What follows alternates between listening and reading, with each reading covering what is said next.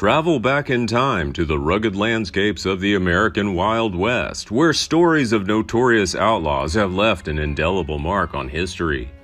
Among the legendary figures of that era, there was one that stood out with a mixture of fascination and the infamous Joaquin Murrieta. Known as a ruthless outlaw, Murrieta's life is shrouded in mystery, woven by rumors and conflicting narratives. While some see him as a romantic symbol of rebellion against injustice, others see him as a dangerous criminal. In this video, uncovering the rise to fame and the tragic ending cemented his place in the annals of the Wild West.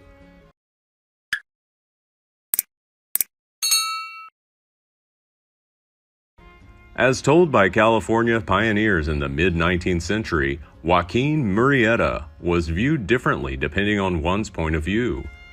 Some consider him a patriotic Mexican, while others believe that he is nothing but an evil villain.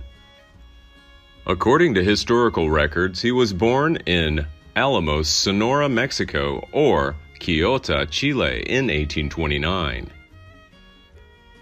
In 1850, Joaquin, with his brother Carlos and his wife Rosita, began her journey to California to find her fortune in the gold mines. Upon arrival, they settled and established a small farm, and the brothers found work near Hangtown. However, their hopes were soon dashed when California implemented a foreign mining tax that year. Their Anglo-Saxon neighbors, under the pretext of being illegal, tried to force the Mexicans to leave. Despite the threats, the Murrieta brothers tried to endure the pressure for as long as possible. But as frustration grew over a lack of work, Joaquin, along with other foreign miners who were also evicted from their claims, has turned to a life of crime and started targeting people who have forced them to give up their goals. Murrieta quickly emerged as one of the leaders of the notorious gang called the Five Joaquins. Active during the Sierra Nevada gold rush from 1850 to 1863, the group was involved in cattle thefts, robberies, and murders. The gang consists of Joaquin Botelier, Joaquin Carrillo, Joaquin Ocomorena, and Joaquin Valenzuela, along with Murrieta's trusted partner, Manuel Garcia, also known as the Three-Toed Jack. Their criminal exploits have become legendary, involving the theft of more than 100 horses, amassing over $100,000 in gold, and taking the lives of nearly 20 people. Murrieta has evaded arrest for several years, even being implicated in the murders of 3 lawmen. However, as their activities become increasingly dangerous in the gold mines, a substantial bounty was placed on Murrieta's head. Finally, Governor John Bigler, tired of both the Five Joaquins and the general lawlessness prevalent in California, founded the California Rangers in May 1853. Led by former Texas Ranger Harry Love, their main mission is to capture the Five Joaquins. On July 25, 1853, a group of Mexican men faced Rangers near Panoche Pass in San Benito County. Soon after, a fierce gun battle broke out, resulting in the deaths of 2 Mexicans. One of them is believed to be Murrieta, while the other has been identified as his trusted associate, Manuel Garcia. To provide evidence of their deaths, Rangers cut off Garcia's hand and Murrieta's head. They preserved these findings in wine jars to bring to the authorities to claim rewards. The California state legislature voted to reward the Rangers with another $5,000 for their defeat of Murrieta and his band. Later, officials displayed Murrieta's grisly remains in Stockton, San Francisco, and the Mariposa County mining camps. Curious viewers are willing to pay $1 to see the sight of the dead bandit's head firsthand. However, suspicions began to arise soon after his death, when the rumors spread that the person killed might not have been Murrieta. This speculation came about when a young woman claiming to be his sister viewed the head and said it didn't have the signature scar her brother has. At the same time, many people claim to have seen Murrieta at various locations in California following his presumed death. Even during his short existence, Joaquin Murrieta's legend has become more widespread, especially after a San Francisco newspaper published the first fictional account of his life in 1854.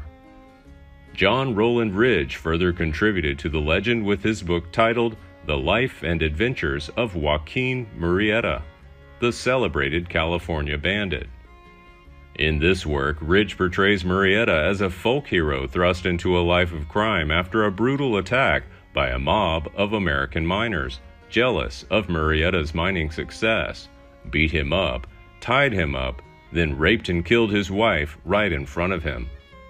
As narrated by Ridge, Joaquin is a romantic and charismatic character, motivated by a desire to avenge the injustices inflicted on his family and seeking to correct the many wrongs that Mexicans have suffered.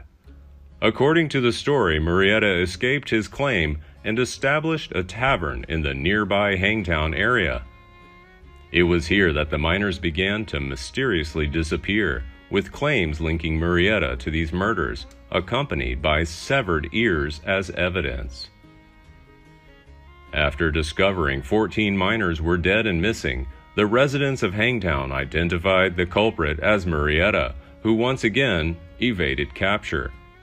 He then assembled his outlaw gang and began a campaign of revenge against the white settlers, causing destruction and looting.